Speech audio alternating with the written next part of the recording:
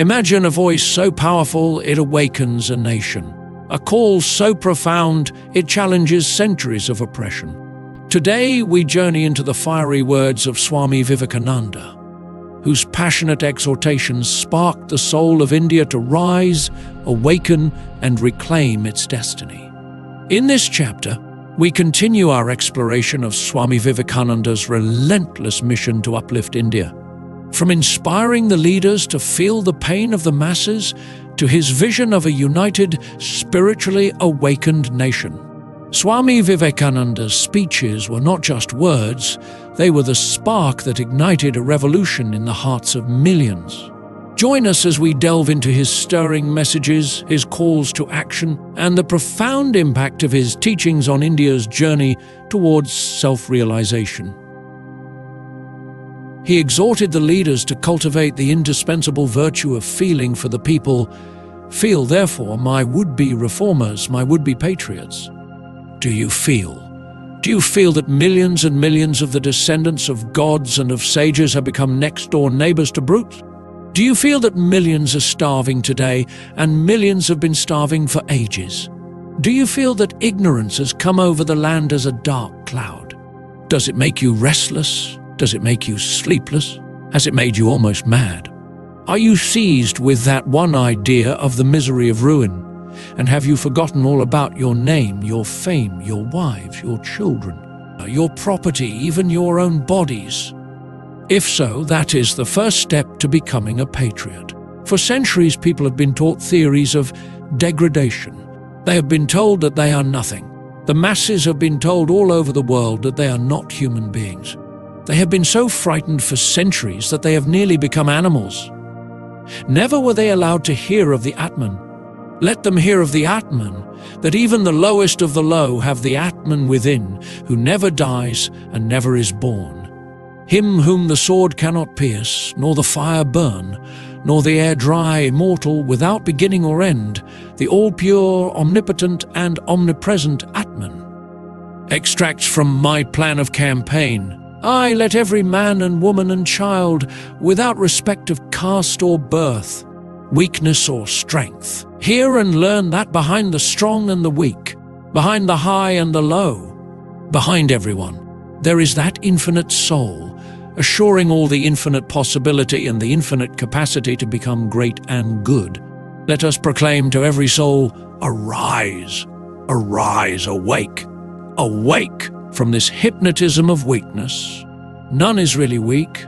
The soul is infinite, omnipotent, and omniscient.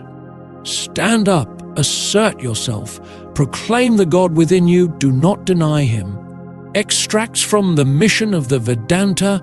It is a man-making religion that we want.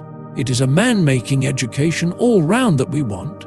It is man-making theories that we want. And here is the test of truth. Anything that makes you weak physically, intellectually, and spiritually, reject as poison. There is no life in it. It cannot be true. Truth is strengthening. Truth is purity. Truth is all knowledge. Truth must be strengthening, must be enlightening, must be invigorating. Give up these weakening mysticisms and be strong. The greatest truths are the simplest things in the world, simple as your own existence. Truth is strengthening. Truth is purity. Truth is all knowledge. Truth must be strengthening, must be enlightening, must be invigorating. Give up these weakening mysticisms and be strong. The greatest truths are the simplest things in the world, simple as your own existence. Therefore, my plan is to start institutions in India to train our young men as preachers of the truths of our scriptures in India and outside India. Men, these are wanted. Everything else will be ready, but strong, vigorous, believing young men, sincere to the backbone, are wanted. 100 such, and the world becomes revolutionized. The will is stronger than anything else. Everything must go down before the will, for that comes from God. A pure and strong will is omnipotent. Extracts from my plan of campaign. If the Brahmin has more aptitude for learning on the grounds of heredity than the pariah, spend no more money on the Brahmin's education, but spend all on the pariah. Give to the weak. for there all the gift is needed. If the Brahmin is born clever, he can educate himself without help. This is justice and reason as I understand it, from the mission of the Vedanta. For the next 50 years, let all other vain gods disappear from our minds. This is the only God that is awake, our own race. Everywhere his hands, everywhere his feet, everywhere his ears. He covers everything. All other gods are sleeping. Why should we vainly go after them when we can worship the God that we see all around us? The Virat. The first of all worships is the worship of the Virat, of those all around us. These are all our gods, men and animals, and the first gods we have to worship are our own countrymen, from the future of India. These stirring words did not fall on deaf ears. The spirit of India vibrated to the Swami's core. India became aware of the power of the soul, of God sleeping in man, and of his illimitable possibilities. Ramakrishna and Vivekananda were the first awakeners of India's national consciousness. They were India's first nationalist leaders in the true sense of the term. Ramakrishna was the power and Vivekananda the voice. The movement for India's liberation started from Dakshineshwar. The subsequent political leaders of the country, consciously or unconsciously, received their inspiration from Vivekananda's message, and some of them openly acknowledged it. The Bengal revolutionaries were ardent readers of Vivekananda's books, some of which were frowned upon by the British government.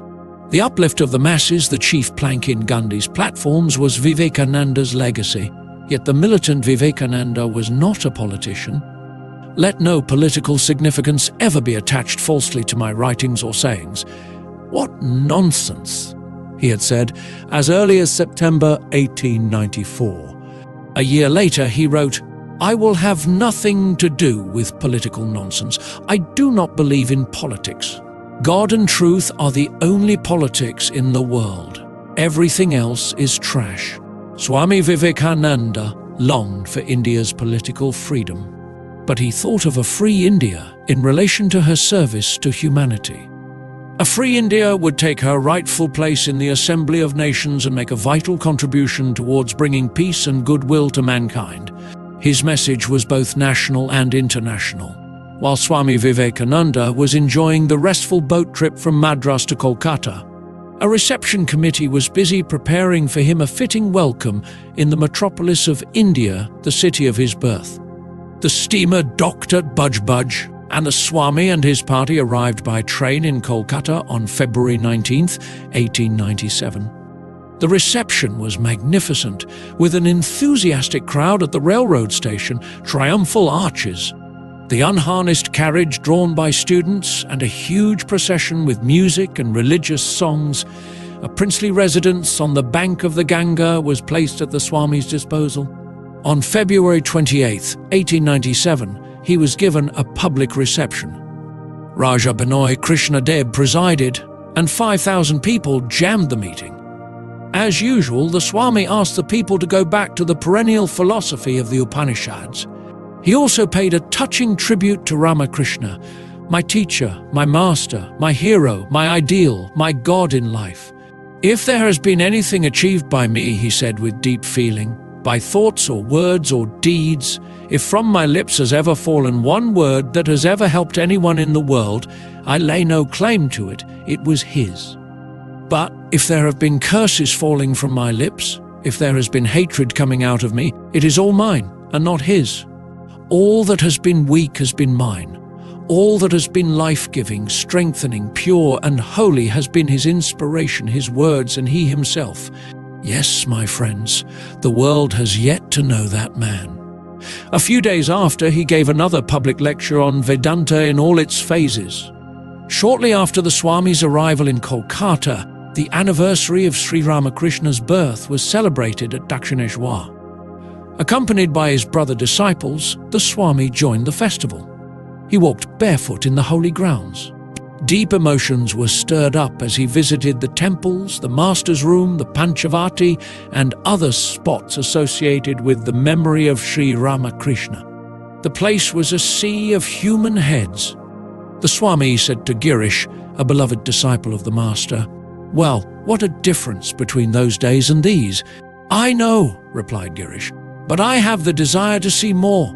For a little while, the Swami spent his days at the palatial house on the river. Nights, however, he spent with his spiritual brothers at the Alambazar monastery. He had hardly any rest. People streamed in at all times to pay him their respects or to hear his exposition of Vedanta, or just to see him. There were also people who came to argue with him on scriptural matters and to test his knowledge. But the Swami's heart was with the educated, unmarried youths whom he could train for his future work. He longed to infuse into their hearts some of his own burning enthusiasm. He wanted them to become the preachers of his man-making religion. The Swami deplored the physical weakness of Indian youths, denounced their early marriage, and reproached them for their lack of faith in themselves and in their national ideals.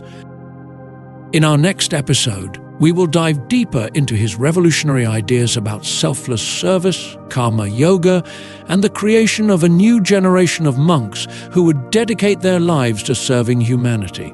We'll explore the challenges he faced, the debates he sparked, and the unshakable resolve that made him a true beacon of hope and transformation. Stay tuned as we uncover this powerful chapter of his life. Thank you for listening till the end. Please subscribe, turn on the notifications, like, comment, and share with your friends. This will help more listeners to discover our channel and content.